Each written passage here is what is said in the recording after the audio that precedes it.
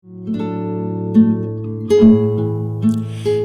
now, it's time for DJ Rocky's Secret Files.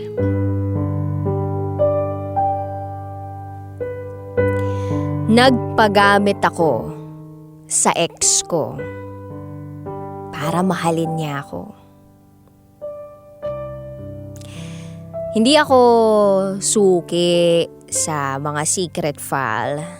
Never pa akong nag-confess. Pero sana mapansin ninyo itong secret file ko. Itago niyo ako sa pangalang Jen. Third year high school ako nang makilala ko yung lalaking sobrang mahal ko. Tawagin na lang natin siya sa pangalang Luke.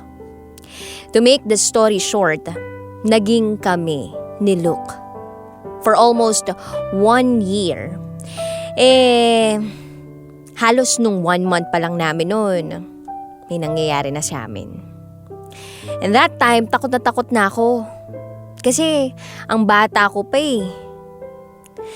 Pero siguro kaya ako pumapayag nun dahil mahal ko siya. O siguro dahil sa bugso lang ng damdamin. Nadala lang ako ng emosyon ko. Pero masasabi ko na mas tumatag yung relasyon namin dahil sa bagay na yun. Akala ko noong mga panahon na yun ay tutuparin niya yung mga pangako niya sa akin. Kasi bata pa kami nun. At ang sabi niya, pananagutan niya ako sa kahit anuman ang mangyari sa amin. Sobrang perfect ng relasyon namin. Legal ako sa side niya, pero hindi ko siya magawang illegal sa side ko. Kasi ayaw pa ng mga magulang ko na mag-boyfriend ako. Lumipas ng ilang buwan. 1 year and 5 months na kami. Dahil bata pa ako, mature pa, nakipag-break ako sa kanya. Dahil lang sa isang babaeng pinagselosan ko. Nakita ko kasi na para bang may kakaiba siyang kinikilos. Para bang mahal niya rin yung babae. Magkaklase kami, kaya hindi ako sanay na nakikita na yung boyfriend ko ay may nagugustuhang iba. Fast forward tayo. Sa araw na nagloko siya sa akin, nasaktan ako, and I admit, nagalit ako sa kanya. Pero, naging okay naman. Naging okay kami. After naming maghiwalay. Nagbago yung pagtrato ko sa kanya. Hindi na katulad ng dati. Tapos, hindi ko rin maintindihan yung sarili ko. Bakit ganun? Bakit kami nga, pero nakakagkakagusto siya sa iba? Hanggang sa hindi ko na naman kinaya. Nag-break kami. Nung nag-break kami, hindi ko maintindihan. Bakit lumalapit pa rin ako sa kanya? Bakit minsan magkasama pa rin kami? Tsaka parang magjowa pa rin kami. Hanggang sa nakikita ko na yung sarili ko na para bang nagpapakatanga dahil nag-e-expect ako na magbabago siya. Time flies so fast. Ganun pa rin kami. Nasasaktan ako sa tuwing nagkakagusto siya sa ibang babae. Samantalang ako, nasa tabi niya lang. Hindi niya makita yung worth ko. Yung ibinibigay ko. Hindi niya na-appreciate. Pero pinapaniwala niya pa rin ako na ako lang ang mahal niya. Pero ang totoo, may girlfriend na siya. LDR. Nang malaman ko yon, sobrang nasaktan ako. Kaya nagdesisyon talaga ako sa sarili ko noon na lalayuan ko na siya. Period. Pero lumipas ang ilang buwan, mga 2 hanggang 3 buwan. Hindi ko alam kung sila pa rin nung girl. At dahil napakaliit lang ng mundo namin, may best friend ako at itago natin siya sa pangalang Alexa. Lagi kaming magkasama. Hanggang sa napunta kami sa bahay ng ex ko, si Luke. Dahil nandun rin naman yung boyfriend niya kaya sumama siya at napasama ako dahil sa kanya.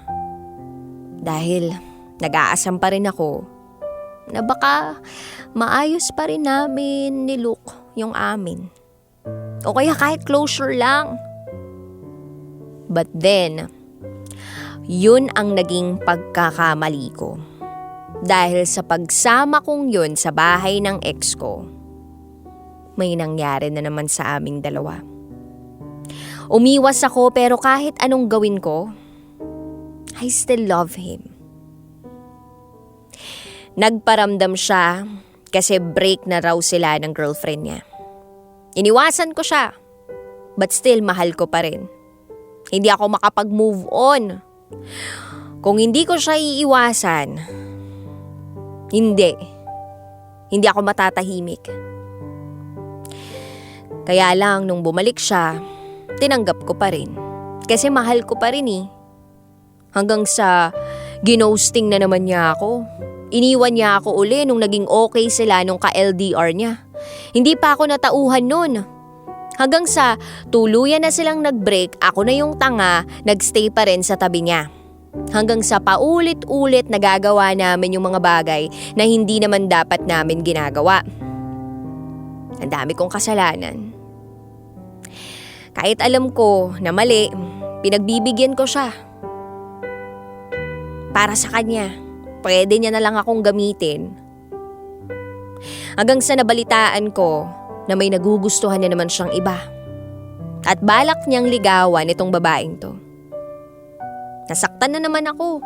Kasi umasa ako na baka kapag ibinigay ko ang lahat, ay mamahalin niya ako.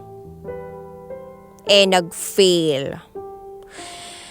Hanggang sa nagustuhan niya naman yung isang friend ko. Close friend ko, I guess. Nagkamabutihan sila. And then after a while, lagi niyang sinasabi sa akin na namimiss niya daw ako. Bakit daw hindi ako nagpaparamdam sa loob ng 2 buwan? Sabi ko, umalis ako ng 2 buwan para mag-move on. Akala ko okay na uli kami. Pero nung pumunta ako sa friend namin na mutual friend niya rin, mali na naman yung ginawa ko. Dahil ginawa na naman namin yung bagay na hindi dapat gawin. At ito pa, ang kagagahang ginawa ko. Nagsesend na ako sa ex ko ng nudes. Kahit anong hilingin niya, bibigay ko. Kasi gusto ko siyang maging masaya. Hindi ko na nakikita yung sarili ko na nabibigyan ng respeto. Kasi ibinibigay ko lahat sa kanya.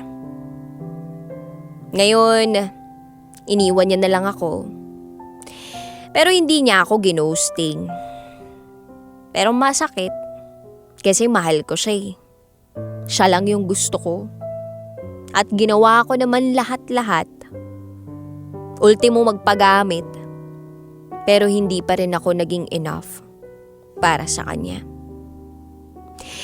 Hindi niya pa rin ako minahal. Katulad ng pagmamahal ko sa kanya.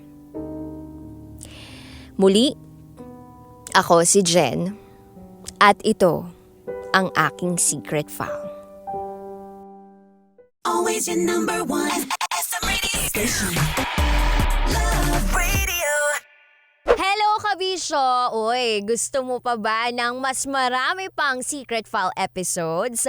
Ang gagawin mo lang, mag-subscribe ka na sa aming YouTube channel. It's Love Radio Manila. At pindutin mo na or i-click mo na ang notification bell para updated ka na sa aming mga latest video. Rakitera po mula sa 90.7 Love Radio. Mwah!